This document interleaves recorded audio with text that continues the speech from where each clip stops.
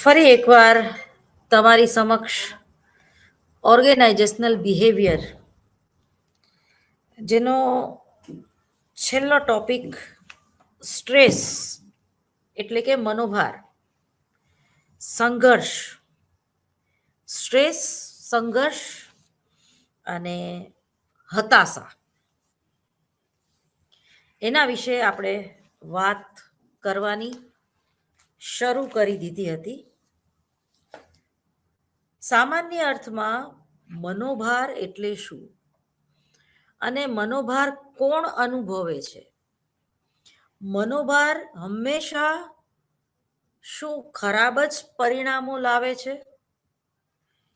એ જ રીતે મનોભારના પ્રકારો કયા? મનોભારને પહોંચી વળવા માટેની જુદી જુદી પ્રયુક્તિઓ હોઈ શકે ખરી?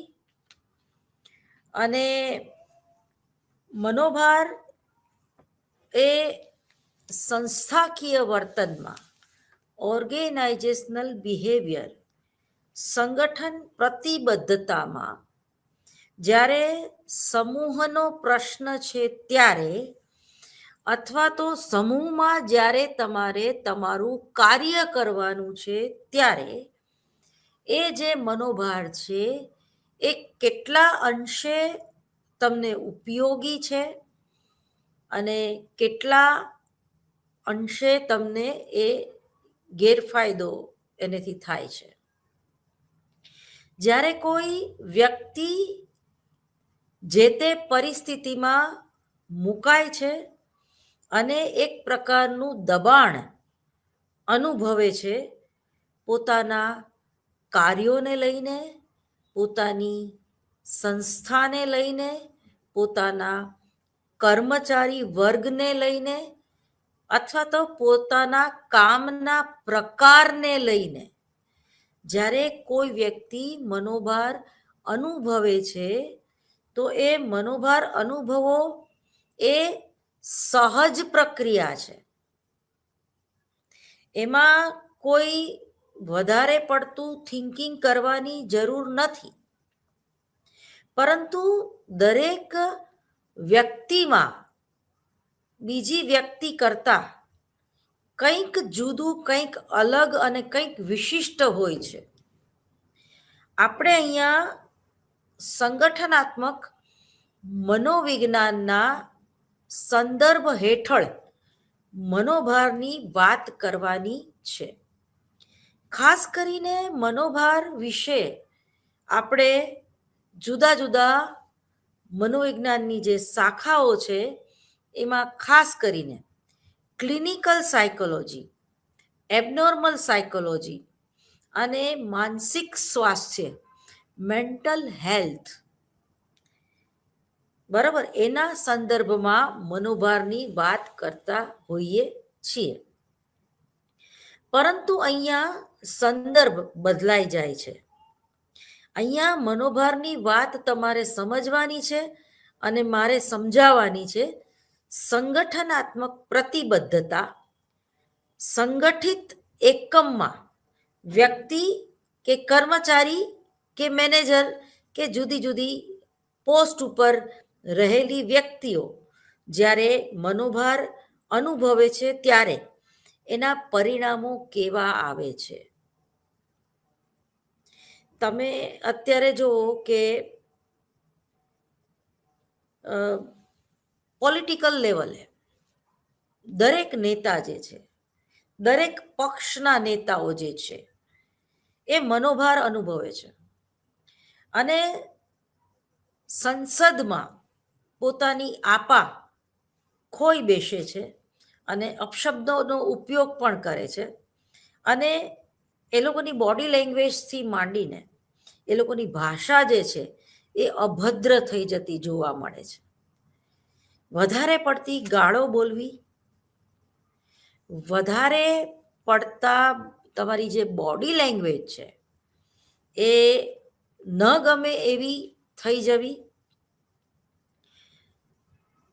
હાથ પછાડવા પોતાની બેન્ચ ઉપર, અથવા તો જે રાજ્યપાલ છે એનું અપમાન કરવું, એને ન સાંભળવું, ઘોંઘાટમાં આખી વાત જે છે એ પરિણમવી. તમે જુઓ કે ઘણીવાર ડિબેટ ચાલતી હોય છે કોઈ પણ ન્યૂઝ ચેનલમાં, જુદી જુદી વ્યક્તિઓ જોડાતી હોય છે ઓનલાઈન અને ઘણીવાર સ્ટુડિયોમાં.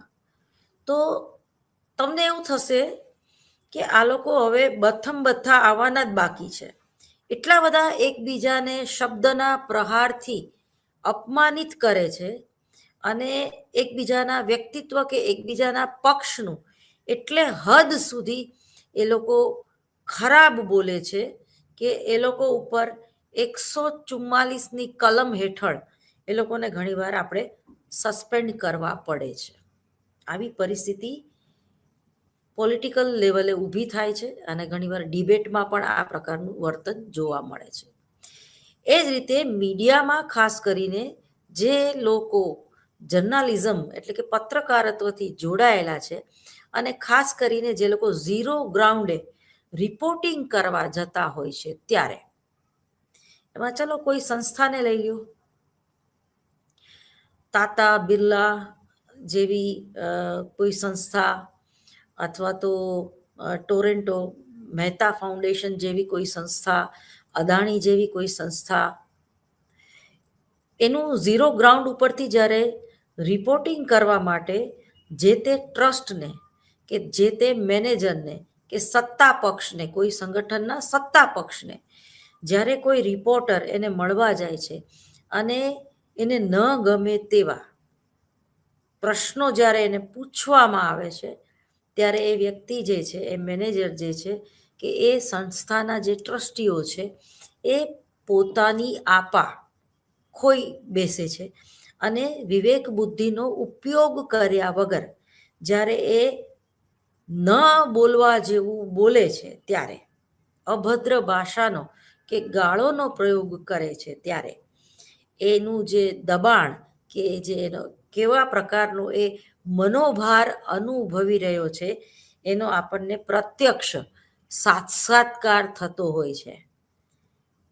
એ જ રીતે કર્મચારી જ્યારે કામના કલાકો વધી જાય છે ત્યારે અને જોઈતું પરિણામ નથી મળતું ત્યારે, અથવા તો વારંવાર એકને એક સંશોધનમાં એકને એક પ્રકારની ભૂલો આવે છે ત્યારે, અથવા તો કોઈ વ્યક્તિ જ્યારે બાયસ રાખીને જજમેન્ટલ બને છે ત્યારે એ વ્યક્તિને એક પ્રકારનો મનોભાર એ અનુભવે છે. ખાસ કરીને જ્યારે તમારે વકીલાત કરવાની હોય છે ત્યારે તમારે તમારા અસીલને આગળ પૂરતી માહિતી ના હોય અને તમારે એ માહિતીની એક હાઇપોથિસિસ દ્વારા અથવા તો એક તમારા પોતાના ઇન્વેસ્ટિગેશન કરીને એક પ્રકારની જ્યારે ડિબેટ થાય છે, એક પ્રકારના જ્યારે પુરાવાઓ ઊભા કરવામાં આવે છે અથવા તો પુરાવો નાબૂદ કરવામાં આવે છે, ત્યારે જે વકીલના બિઝનેસમાં છે, જે કર્મચારી વકીલ છે, એને ખૂબ જ મનોભાર અનુભવવો પડે છે. પછી એ મનોભાર એ ચેમ્બર પૂરતો જ હોય છે, એ જજની સામે હોય એ પૂરતો જ હોય છે. જેવો એ વ્યક્તિ કોર્ટની બહાર જાય તો અમુક પછી એ સ્વભાવગત બની જાય છે.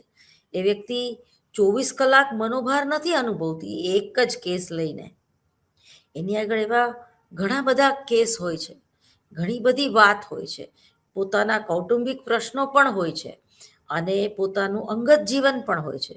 તો આ બધામાં જ્યારે એ સંતુલન જાળવી નથી શકતો ત્યારે એ મનોભાર છે એના માટે દુષ્પરિણામ સર્જી શકે.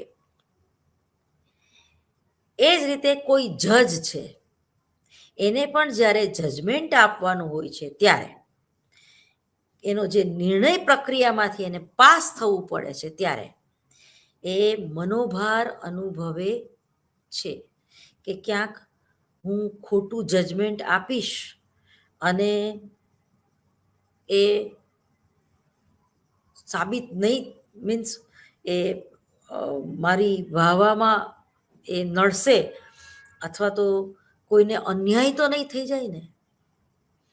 એટલે જે જજ હોય છે એને એનું વિવેક બુદ્ધિનો ઉપયોગ કરીને, એની શાર્પનેસનો ઉપયોગ કરીને અને પુરાવાઓને આધારે જ, ફરીવાર કહું છું, જે પ્રમાણે બંને પક્ષે બંને અસીલના પુરાવાઓ જે તે વકીલોએ રજૂ કર્યા હોય એના આધારે જ એને જજમેન્ટ આપવાનું રહે છે. તમને એક સરસ મજાનું ઉદાહરણ આપું. દાખલા તરીકે જ્યોત્સનાબેન યાજ્ઞિક, આપણા પૂર્વ જજ, ખૂબ હોશિયાર અને ડેરિંગ નેચરવાળી એ જબરજસ્ત લેડી જેને આપણે કહીએ, એને બે હાથે સલામ. એને બીજલ હત્યાકાંડમાં એના જે આરોપીઓ હતા એને આજીવન કેદની સજા ફટકારી હતી. એના માટે એક કાળજું જોઈએ. આજીવન કેદની સજા ફટકારવી એ કોઈ નાની સૂની સજા નથી, કારણ કે આપણા બંધારણમાં બને ત્યાં સુધી ફાંસી ન આપવી એક એવો આગ્રહ રાખવામાં આવે છે.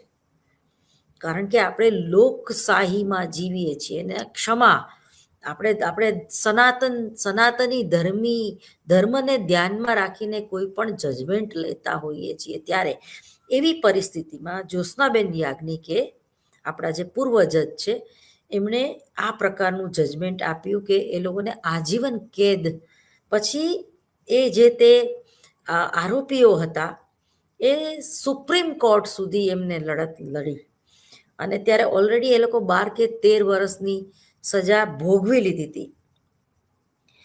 અને સુપ્રીમ કોર્ટે આ જે હાઈકોર્ટનું જે જજમેન્ટ હોય એ જજમેન્ટને ધ્યાનમાં ન રાખ્યું અને જે આરોપીઓ હતા એને એવી રીતે એવા જજમેન્ટ કે એવા લખાણથી છોડી દેવામાં આવ્યા કે અત્યાર સુધી એ લોકોએ સજા, જે ગુનો કર્યો છે એની ભોગવી છે. તો તમે જુઓ, ઘટના એક જ છે, ગુનો કર્યો છે, એ આખા રેકર્ડ ઉપર આવી ગયું કે ગુનેગારે ગુનો કર્યો છે, બરોબર. એ છોકરી ઉપર એને ફાંસી, એને આપઘાત કરવા માટે ઉશ્કેરી છે, એની હારે બળાત્કાર થયેલો હતો. બીજલ હત્યાકાંડ બહુ જાણીતો કેસ છે, અને છતાં એને સુપ્રીમ કોર્ટે છોડી દીધા. એ જ રીતે જે ખૂબ જ જાણીતા બધા કેસ છે, સલમાન ખાન, પછી સંજય દત્ત, પછી માયા કોટલાણી, બજરંગ દળના પેલા બાબુ જે નેતા છે એ, આવા અનેક ઉદાહરણો આપણી સામે છે, જેમાં જજની વ્યક્તિગત ભિન્નતા, જજના પોતાનો સ્ટ્રેસ એટલે કે મનોભાર, પોતાનો સંઘર્ષ કે પોતાની હતાશા, આવા અનેક આંતરિક અને બાહ્ય પરિબળો ભાગ ભજવતા હોય છે. જ્યારે તમારે કોઈ સંગઠનને આધીન જજમેન્ટ આપવાનું હોય કે કોઈ એવો નિર્ણય લેવાનો હોય, ત્યારે આવા મનોભારમાં તમારે પસાર થવું પડતું હોય છે. એટલે જે પ્રમાણે તમારું એજ્યુકેશન, જે પ્રમાણે તમારી સત્તા, તમે કલેક્ટર સ્થાને બેઠા હોય, તમે અમિત શાહની જગ્યાએ બેઠા હોય, કે તમે યોગી આદિત્યનાથ યોગીની જગ્યાએ બેઠા હોય, તો આપકી અદાલત એવો એક પેલો ટીવી ઇન્ડિયા દ્વારા એક પ્રોગ્રામ પણ આવે છે. એમાં તમારે શું બોલવું, શું ના બોલવું, આ બધી જ વાતનું ખૂબ જ ધ્યાન રાખવું પડે છે. તમે જુઓ કે જે લોકો આ પ્રકારની સત્તા સ્થાને હોય છે, લોકો એના કાર્ટૂન બહાર પાડે છે. એ કાર્ટૂન નેગેટિવ પણ હોઈ શકે. દાખલા તરીકે ઘણા એવા નેતાઓ છે જેની ખૂબ જ ટીકા કરવામાં આવે છે, કે જેની ઉડાડવામાં આવતી હોય છે. તો અહીંયા આપણે મનોભાર અને સંઘર્ષ વિશે જે ટોપિક ભણવાના છીએ એ આ પ્રમાણે છે. મનોભારનો ઉદ્ભવ. હવે મનોભારનો ઉદ્ભવ ક્યાંથી થાય છે અને કેવી રીતે થાય છે? એ જ રીતે મનોભાર અનુભવવાના જુદા જુદા કારણો કયા કયા છે? ત્રીજું છે આંતરવૈયક્તિક સંઘર્ષ. એટલે અંદરથી જે તમે તમારા જ વ્યક્તિની સાથે હરીફાઈમાં ઉતરો છો ત્યારે मैं अपने आपको जब कमिट करता हूं तो फिर मैं अपने आप की भी नहीं सुनता. એટલે એકવાર જે લોકો કમિટમેન્ટ એનું વ્યક્તિત્વ ભાગ ભજવે છે, બરાબર, તો આંતરવૈયક્તિક સંબંધો, પોતાની સાથેના પણ સંઘર્ષો અને સંગઠનમાં રહેલા જુદા જુદા કર્મચારીઓ સાથેના એના પોતાના સંબંધો એ પણ ભાગ ભજવતા હોય છે મનોભારમાં. મનોભારની અસરો, હવે એ અસરો સારી પણ હોય છે અને નુકસાન કરતા પણ હોય છે. પછી મનોભાર અને સંઘર્ષને પહોંચી વળવાના ઉપાયો. હવે મનોભારમાંથી કેવી રીતે બહાર નીકળવું એ પણ એક કલા છે, જીવન જીવવાની એક કલા છે. મનોભાર અને સંઘર્ષને પહોંચી વળવાના ઉપાયોમાં આપણે એના વિશે વધારે વાત કરીશું. પછી વાટાઘાટોના કૌશલ્યો. આ વળી શું? વાટાઘાટાના કૌશલ્યો, બરોબર. ઘણીવાર તમે તમારી જે ભડાસ છે એ બોલીને નીકાળો છો, ઘણીવાર કામ કરીને નીકાળો છો, ઘણીવાર બેટિંગ કરીને કે બોલિંગ કરીને કે ફિલ્ડિંગ કરીને પણ તમે નીકાળો છો, બરોબર. ઘણા લોકો લતા મંગેશકર જેવું ગાતા ન હોય પણ એ લતા મંગેશકરના ગીતમાં બહુ સારી એક્ટિંગ કરી શકતા હોય. તો ઘણા લોકો લાઈવ પરફોર્મન્સ સારી રીતે કરી શકતા હોય, એ લોકો ડાન્સ પણ કરતા હોય અને સારું ગાતા પણ હોય. તો ઘણા ગાતા ગાતા એકદમ ધીર ગંભીર પ્રકૃતિના થઈ જાય છે.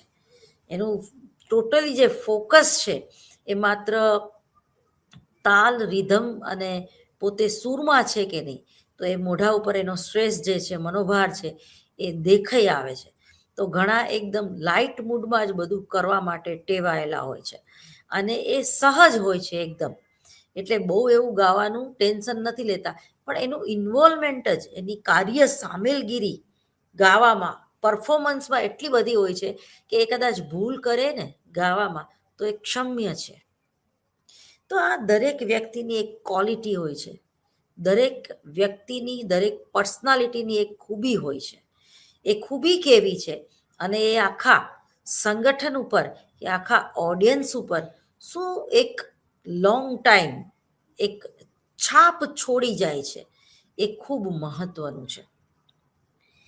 તો મનોભાર અને સંઘર્ષનું સ્વરૂપ કેવું હોય છે અને મનોભાર ઉદ્ભવ કેવી રીતે થાય છે? તો આજની વર્તમાન પરિસ્થિતિમાં જીવવું એ માનવ માટે એક મોટી કસોટી છે. જેની પાસે ઉચ્ચતમ પ્રકારની બુદ્ધિ, વિચારણા અને વિચારને વ્યક્ત કરવા સ્વતંત્ર શક્તિ રૂપ ભાષા શક્તિ છે, જે અન્ય પ્રાણી કરતા વિશિષ્ટ સવિશેષ શક્તિ છે, આવો માનવી આજે પોતાની આ શક્તિનો પ્રયોગ કે ઉપયોગ કરે છે, છતાં સંપૂર્ણ સુખી થવાનો એ કોળિયો કે નુસ્ખો તો નથી જ, બરોબર. હવે ખરેખર મનોભાર છે શું? જુદા જુદા સાયકોલોજિસ્ટે, સંશોધકોએ પોતાની રીતે એ વ્યાખ્યા આપણને કહી છે. માનવીની અનેક જરૂરિયાતો અને ઈચ્છાઓ હોય છે.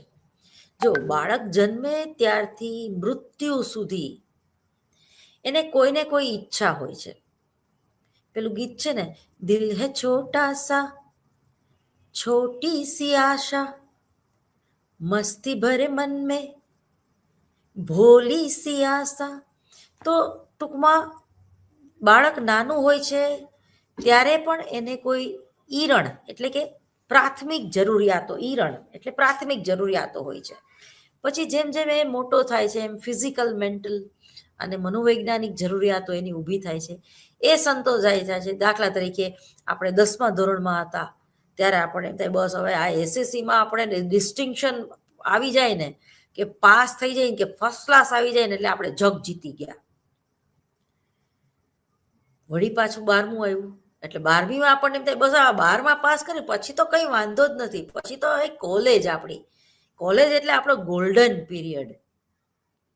12મામાં એ સારી રીતે પાસ થઈ ગયા, કોલેજમાં આવ્યા એટલે આપણને શું થાય છે, હવે યાર આ તો લાસ્ટ ડિગ્રી કદાચ આપણી હોય તો આપણે યાર 60% ઉપર તો આવવું જોઈએ ને, આપણે થ્રુ આઉટ ફર્સ્ટ ક્લાસ આવીએ છીએ, અને હાલો એસવાય બીએમાં કે બીકોમમાં સેકન્ડ ક્લાસ કઈ રીતે આવી ગયો, ટીવાયમાં મારું શું થશે.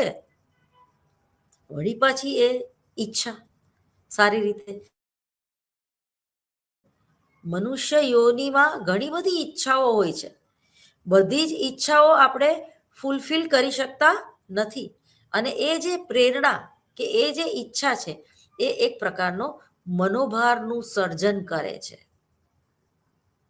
અને એ મનોભાર સર્જાય છે એટલે તો સારું રિઝલ્ટ તમે મેળવી શકો છો. એટલે તમે વિદ્યાર્થી મિત્રો એવું મગજમાંથી કાઢી નાખજો કે સ્ટ્રેસ છે એ ખરાબ જ છે. એટલે જ જે મોટિવેશનલ સ્પીકર જે છે, જે તમને યુટ્યુબમાં કિલોના ભાવે અત્યારે મળે છે, બરોબર, તો એ લોકો એમ બોલે છે કે સ્ટ્રેસ મેનેજમેન્ટ, એટલે સ્ટ્રેસને આપણે મેનેજ કરવો પડે છે. જેમ ડ્રાઇવિંગ સીટ ઉપર તમે બેસો અને સ્ટેરિંગ તમારે તમારા હાથમાં જ રાખવું પડે છે, અને બ્રેક ઉપર તમારો પગ હંમેશા હોવો જ જોઈએ, એ જ રીતે તમારે સ્ટ્રેસ મેનેજમેન્ટ કરવું પડે છે.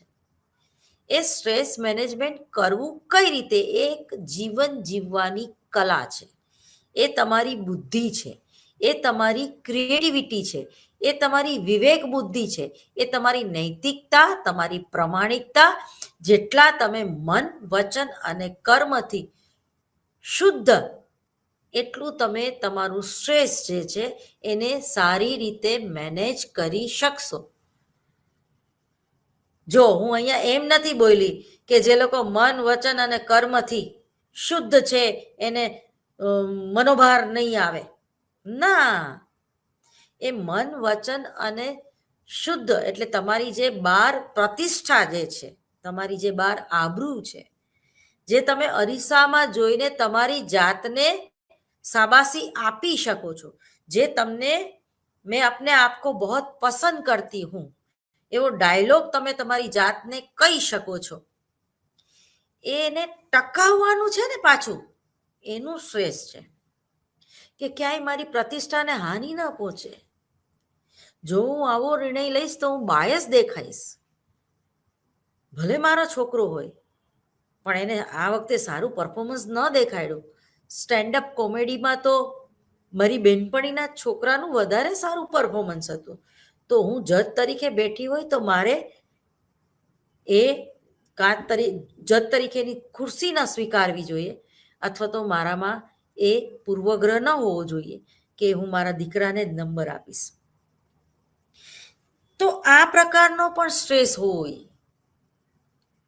તમે કોઈ સત્તા સ્થાને બેઠા છો, આખી પબ્લિક, આખી પ્રજા તમારા નિર્ણયને સાંભળી રહી છે, એઝ એ જજ તરીકે કે એક પોલિટિકલ નેતા તરીકે.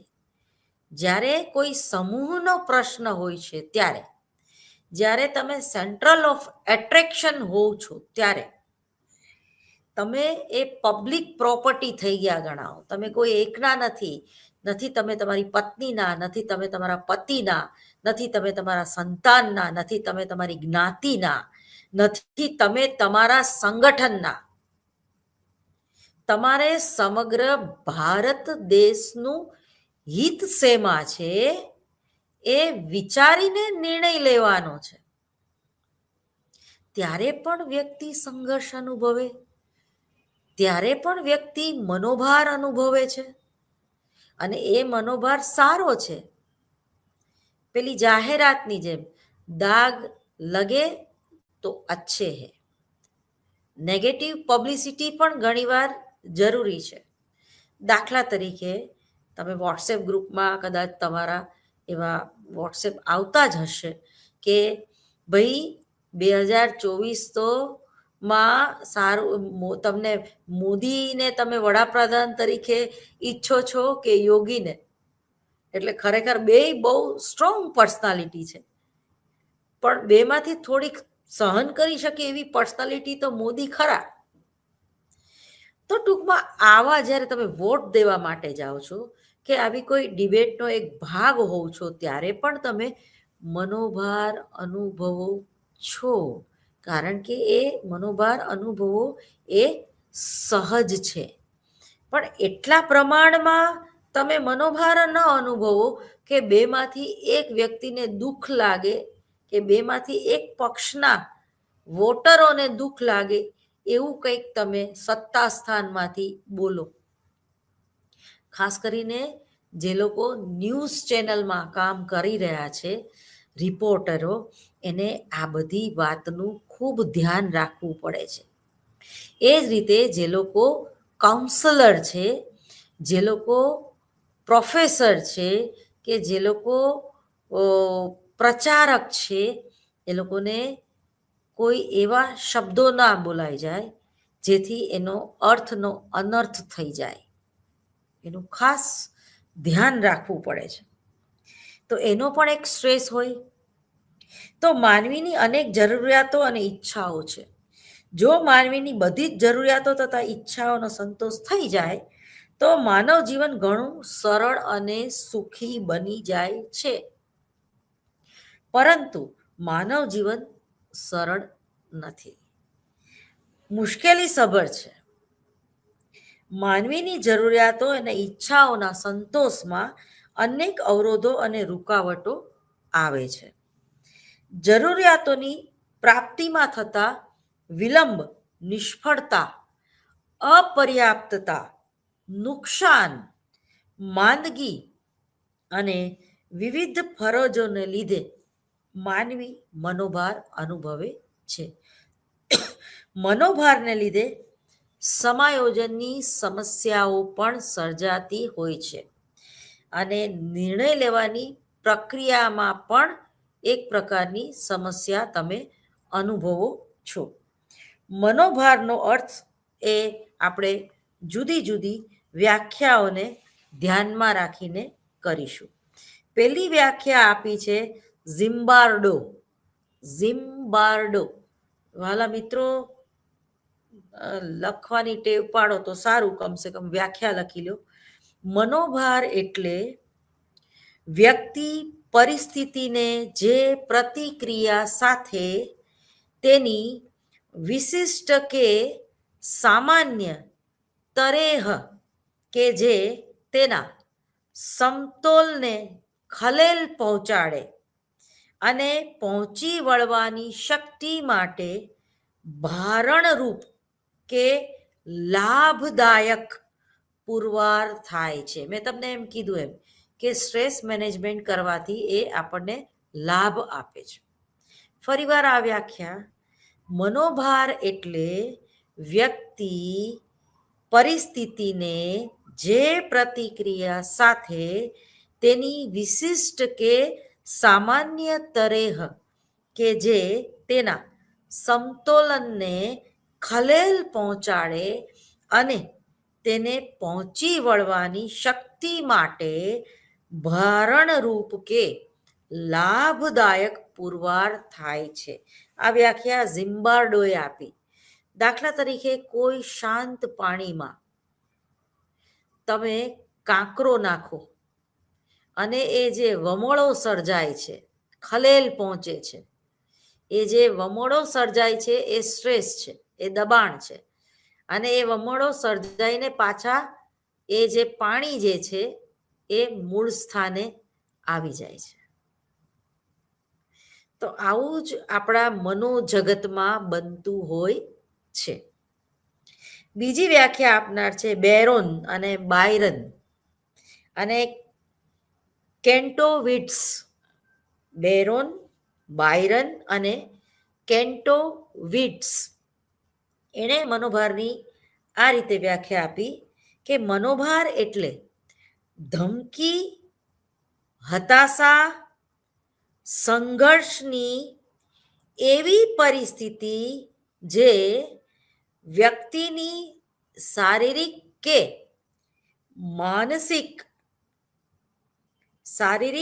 માનસિક શક્તિ પર ભારરૂપ બને. આ વ્યાખ્યા ઉપરની વ્યાખ્યા કરતા ઘણી જુદી છે.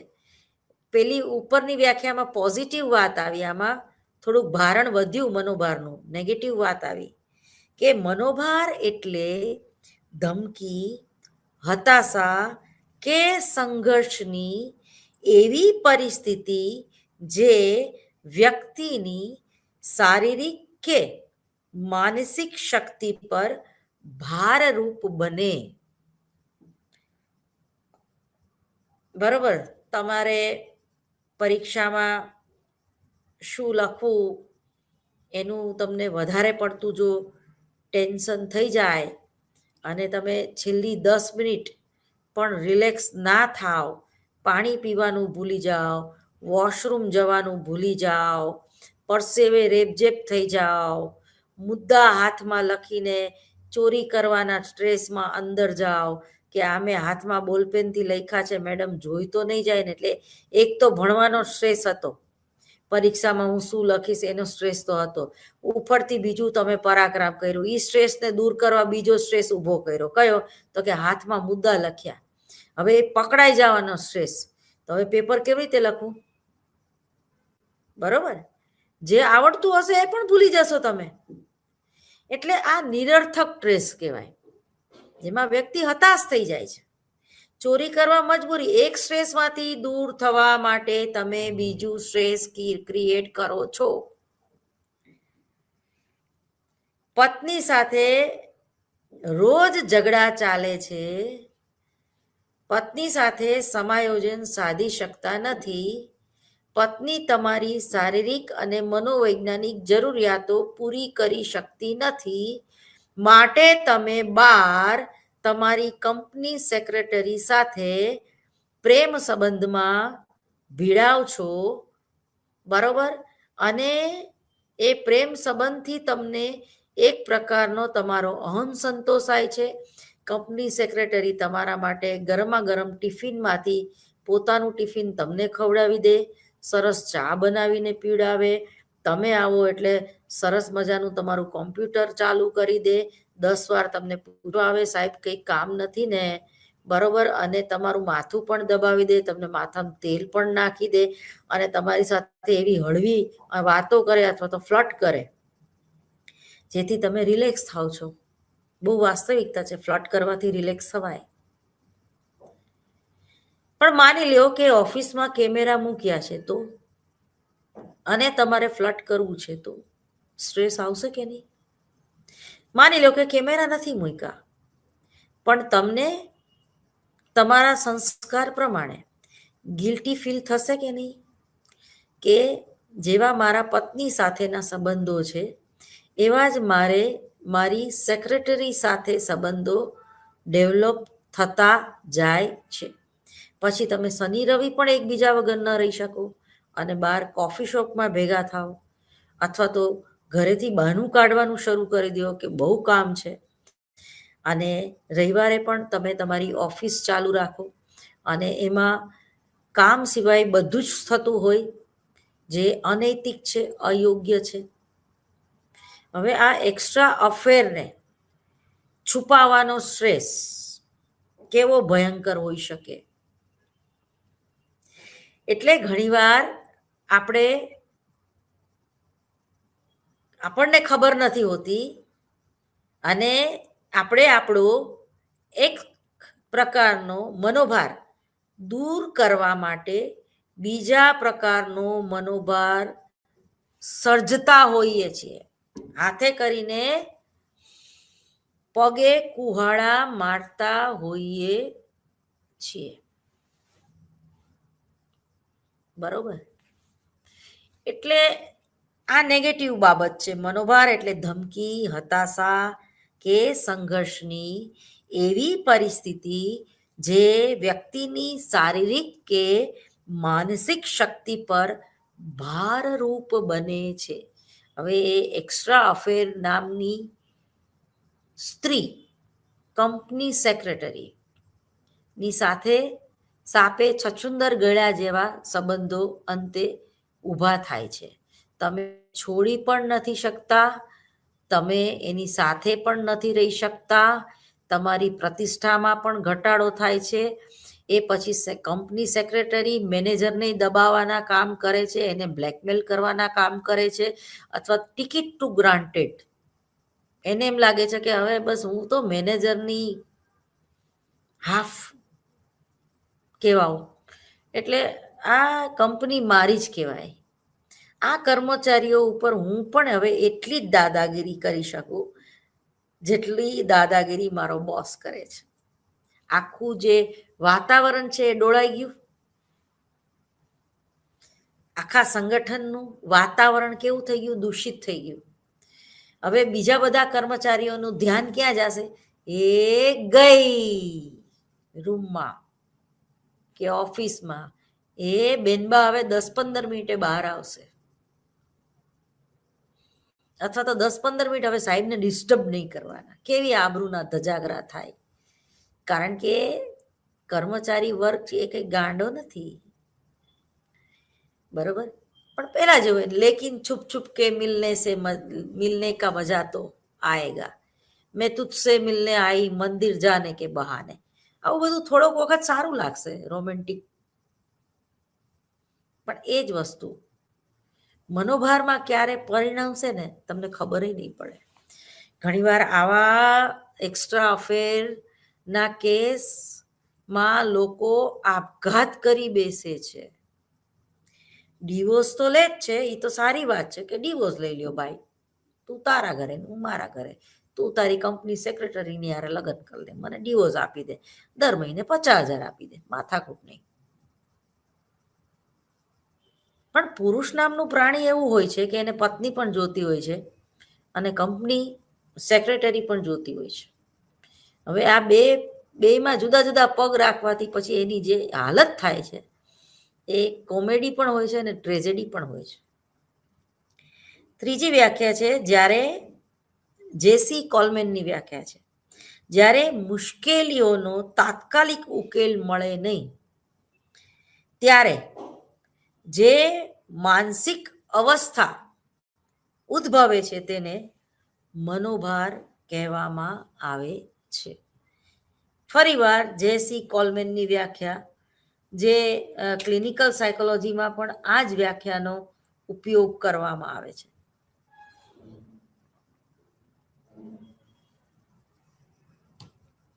જ્યારે મુશ્કેલીઓનો તાત્કાલિક ઉકેલ મળે નહીં ત્યારે જે માનસિક અવસ્થા ઉદ્ભવે છે તેને મનોભાર કહે છે. શું સમજ્યા? એટલે આ મનોભાર શારીરિક હોય છે ખરો કે ખાલી માનસિક જ હોય? જો તમને માથું કેમ દુખે છે ક્યારેક કોઈ પણ કારણ વગર, તમારું પેટ સાફ આવતું હોય, તમારે એવા કોઈ ઉજાગરા તમે નથી કર્યા, પણ ઘણાને માથું દુખવાની સમસ્યા હોય છે, અડધું માથું કાયમ પકડાયેલું જ હોય એનું. કેમ? સ્ટ્રેસ. શેનો સ્ટ્રેસ? 24 કલાક એક્સ્ટ્રા અફેર કરીને બેઠા છે એનો સ્ટ્રેસ. પગ વાળીને બેહી જ ના શકો તમે. પછી શું થાય? અલ્સર થાય. વધારે પડતો સ્ટ્રેસ લેવાથી એની શારીરિક અસર, રૂપાંતરીકરણ થઈ જાય છે સ્ટ્રેસનું. કારણ કે બહારથી તમારે સ્વસ્થ દેખાવું છે, તમારે તમારી પત્નીને છુપાવવું છે, તમારે તમારી કંપની સેક્રેટરીને ખુશ રાખવી છે. હવે તમે શરીરથી હારી ગયા છો, તમે સેક્સમાં બંને સ્ત્રીઓને પહોંચી વળતા નથી, અથવા તો પત્નીને તમે બેડરૂમમાં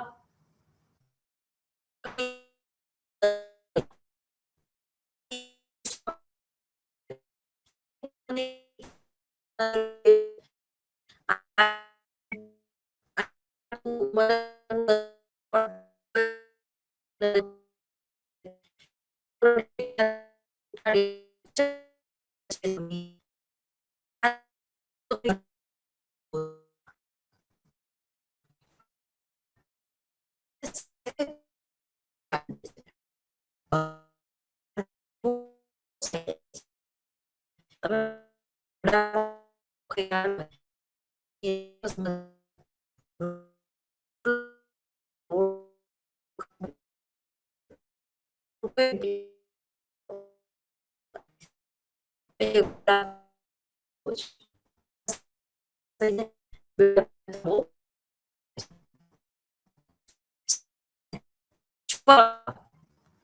તો પત્નીનું કઈ નક્કી નથી, ભાઈ ઘરે જઈ રસોઈ નહીં કરી હોય, અથવા તો આજે કંપની સેક્રેટરી વડાપાઉં લાવી હતી, એને આપેલું તમારે ખાવું જ પડે, બાકી એને ખોટું લાગી જાય. ખોટું લાગી જાય તો એની અસર કામ ઉપર થાય, ઉત્પાદકતા ઉપર થાય.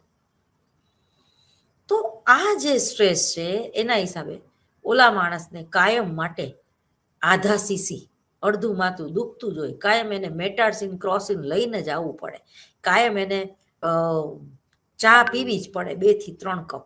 હવે એ 2 થી 3 કપ માથું ઉતારવા માટે જે ચા પીધી અને એ કન્ટિન્યુઅસ 2 ને 3 વર્ષ આવું મજાનું એક્સ્ટ્રા અફેર ચાલે રાખ્યું, કોઈને ખબર ન પડી, અને જેવી ખબર પડી ગઈ, જેવા પકડાઈ ગયા એટલે સીધું અલ્સર થઈ ગયું. અલ્સર એટલે આંતરડામાં ચાંદા પડવા, ડાયાબિટીસ થઈ ગયું, પેઇનક્રિયાસ કામ કરતી બંધ થઈ ગઈ, બીપી વધી ગયું, બીપી ઘટી ગયું.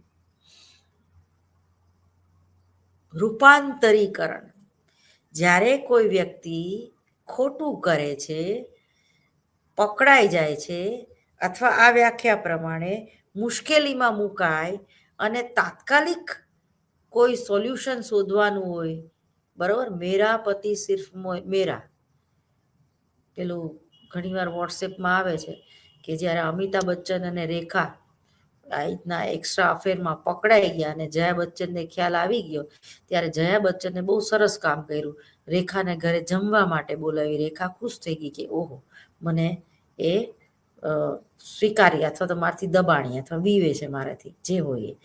પણ પછી જમાડીને જયા બચ્ચને એમ કીધું, તું તારે વાંધો નહીં, મારા ઘરવાળા અરે જલસા કર, પણ હું એને ડિવોર્સ દેવાની નથી, હું જવાની નથી બચ્ચનની જિંદગીમાંથી, નકટી થઈને પણ રહીશ. એટલે સ્ટ્રેસ કોને આવ્યું? રેખાબેનને સ્ટ્રેસ આવ્યું. બચ્ચનને તો ઓલરેડી આવેલું જ હતું. બચ્ચનને શ્વાસની તકલીફ છે, કેમ છે? ખાલી એના શારીરિક કારણો જ ના હોય, એવા ઘણા બધા.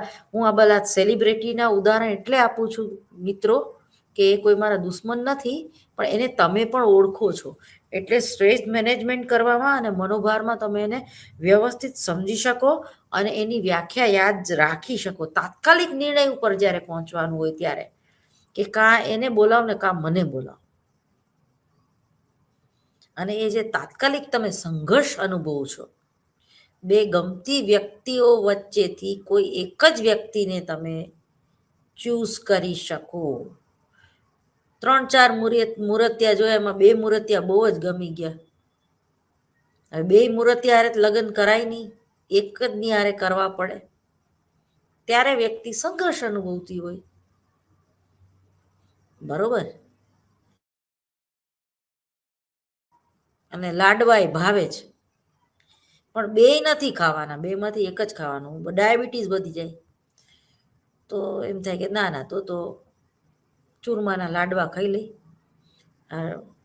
ગુલાબજાંબુમાં તો ખાંડ આવે, ચૂરમાના લાડવા ગોળના છે, એવું મન મનાવીને ઓછો સંઘર્ષ અનુભવીએ. પણ રસગુલ્લા અને ગુલાબજાંબુ તો સેમ કેલેરી મળવાની છે, અને 2થી ડાયાબિટીસ વધવાનું જ છે. તો કયું પસંદ કરવું? એમાં પેરેલલ જે છે એ સંઘર્ષ પેરેલલ જાય છે. તો દરેક વસ્તુમાં જ્યારે કોઈ બે ગમતી પરિસ્થિતિ હોય ત્યારે પણ આપણે સંઘર્ષ અનુભવીએ છીએ, અને જ્યારે બે ગમતી પરિસ્થિતિ ન હોય ત્યારે પણ સંઘર્ષ અનુભવીએ છીએ. 10-12 મૂર્તિયા જોયા, પણ એમાંથી આ 2 મૂર્તિયા હજી કંઈક ઠીક લાગે છે, પણ 2 એકદમ તો ગમતા જ નથી. એકની આંખ ફાંગી છે ને એક બટકો છે, એની હારે સેન્ડલ ના પહેરી શકું. પણ ઓલું તો આંખ ફાંગી છે એના કરતા બટકો એ વધારે સારું એમ. બહુ સેન્ડલ નહીં પહેરે, આપણે સ્લીપર પહેરીને એની હારે રખડશું. બરોબર? એટલે એ ન ગમતી પરિસ્થિતિમાંથી એક ગમાડવાની જ છે. બરોબર? ઘણીવાર એવું બને કે 50 વર્ષે 52 વર્ષે તમને લગ્ન કરવાની ઈચ્છા થાય, અને પછી મૂર્તિયા 2-3 હોય આગળ પાછળ, એવું કંઈ નહીં. તમે સક્ષમ હોય તો તમને પસંદ કરવા વાળા પણ હોય, પણ એમાં એક પાત્ર એવું હોય કે એને બૈરી છોકરાએ હોય છતાંય તમે એના પ્રેમમાં પડ્યા હોય. એક પાત્ર એવું હોય કે વિધુર હોય અને એના પ્રેમમાંય તમે પડ્યા હોય. પ્રેમના એટલે ટૂંકમાં મારે મારા અંતિમ દિવસો કોની સાથે વધારે સારી રીતે પાસ કરવા. એક જે માણસ છે ખૂબ રોમેન્ટિક છે, એ ક્ષણે ક્ષણે તમારા વખાણ કરે. ખાધું બેટા, હવે સૂઈ જજે હો, ઉજાગરો ન કરતી હો, એવું પાત્ર હોય, કેરિંગ નેચર. અને એક છે, ક્યાં છું, શું કરે છે, આજે કોની હારે હતી, પોઝેસિવ નેચર. પણ એ રાખે છે એવું પોઝેસિવ ભલે હોય, એ રાખે છે જોરદાર. એને તમે એની આગળ પાણી માગો તો એ દૂધ હાજર કરી દે. અને એક જે છે એ હંમેશા લાઇટ મૂડમાં હોય. તું નહીં તો ઓર સહી હે, તારા જેવી બેનપણી બીજી 2-3 છે મારે. તમને મજા આવે છે કારણ કે એ જે છે આખો રોમેન્ટિક માણસ છે, પેલો જે છે ધીર ગંભીર પ્રકૃતિનો માણસ છે.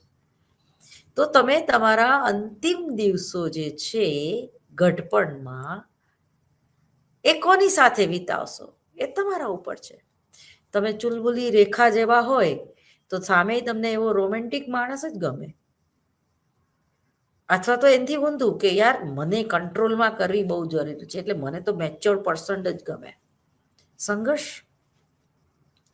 અથવા તો આ વ્યક્તિ ઓવર પ્રોટેક્ટિવ છે, કાયમ યાર મને આવા જ પ્રશ્ન પૂછે રાખે, કોઈ એની આગળ ઇન્ટેલિજન્ટ વાત નથી હોતી, કોઈ ન્યૂઝ નથી હોતા, સતત શું એ મારું જ વિચારે રાખતું હશે ને કંટાળો નહીં આવતું.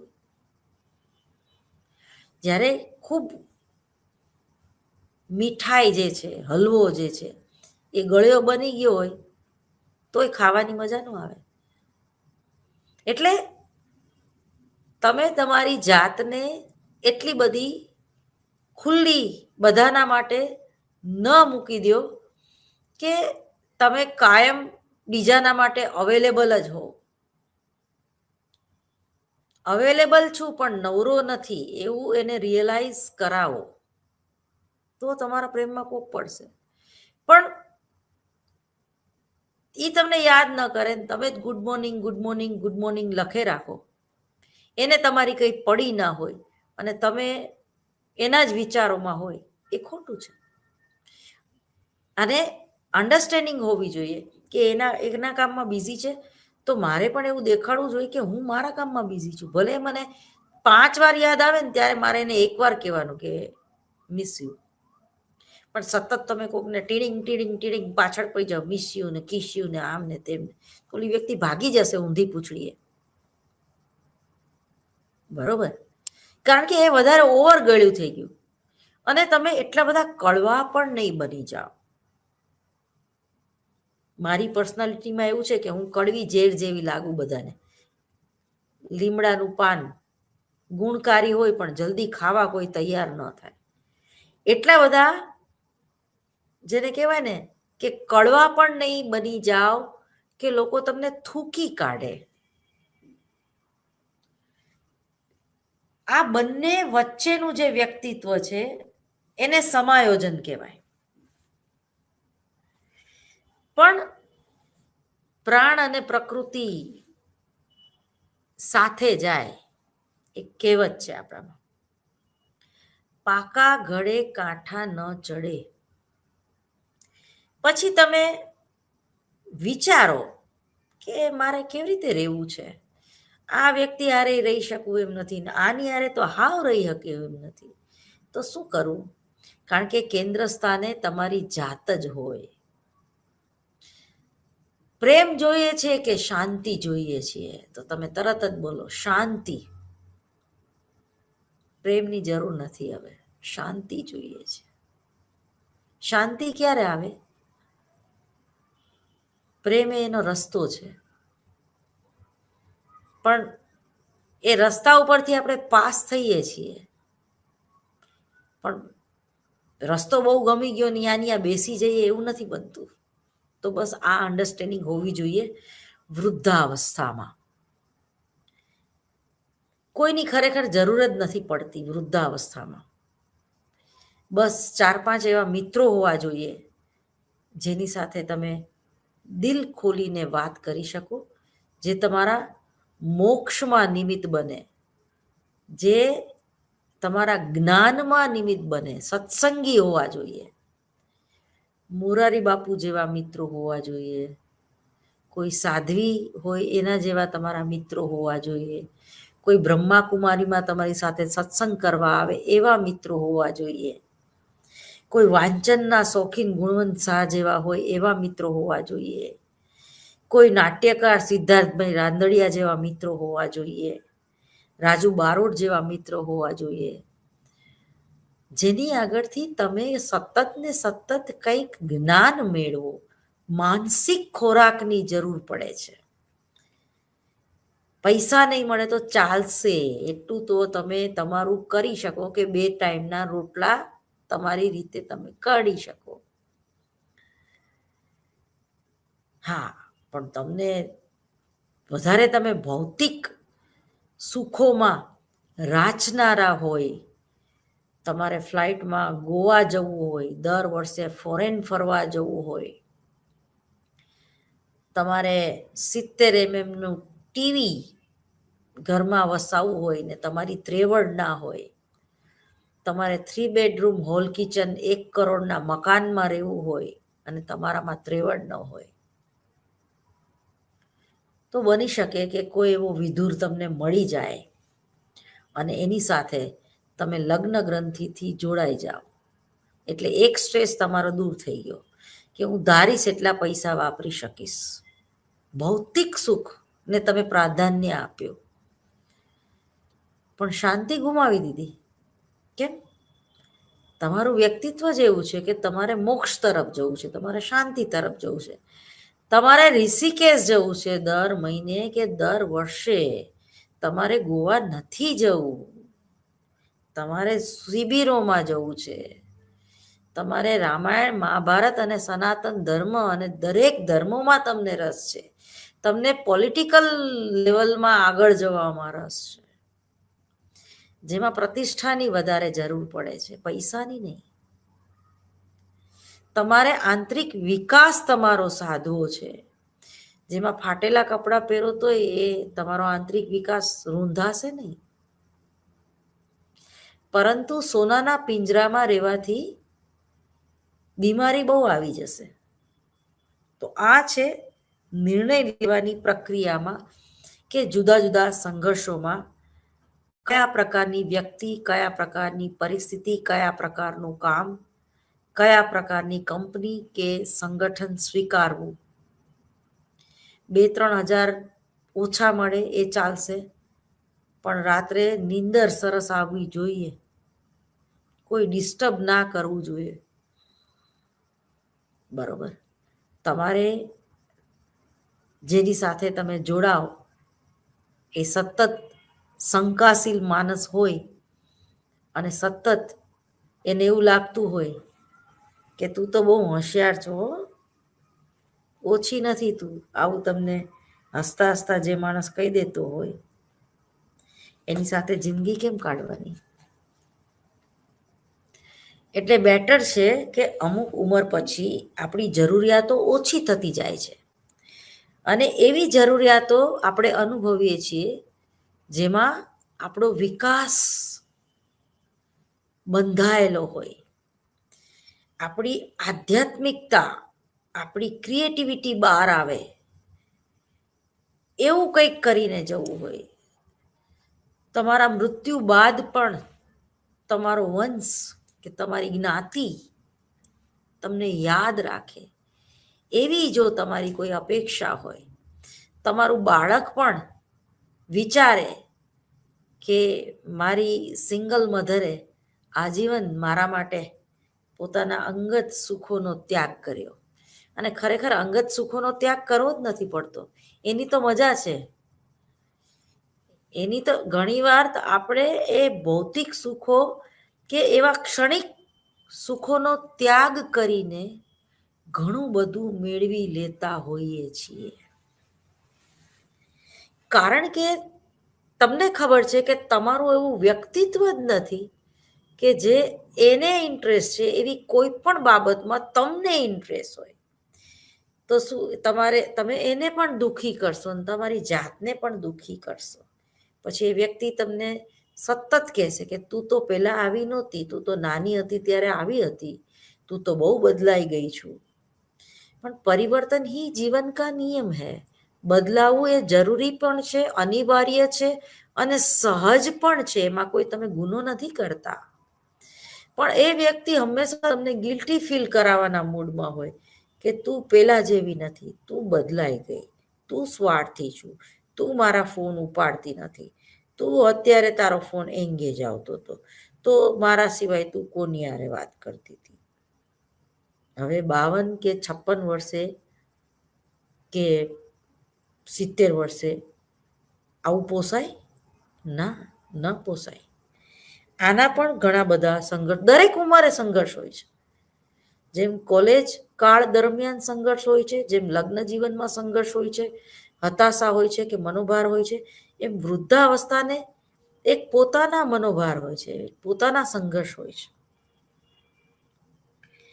તો મનોભાર જીવનમાં અનિવાર્ય છે. આમાંથી જે કંઈ ચર્ચા કરી એમાંથી આપણને શું સમજાણું? મનોભાર જે છે એને આપણે લુપ્ત કરી શકતા નથી, પરંતુ આપણે એને મેનેજ કરવા પડે છે. શું કરવું પડે છે? Stress management. તમે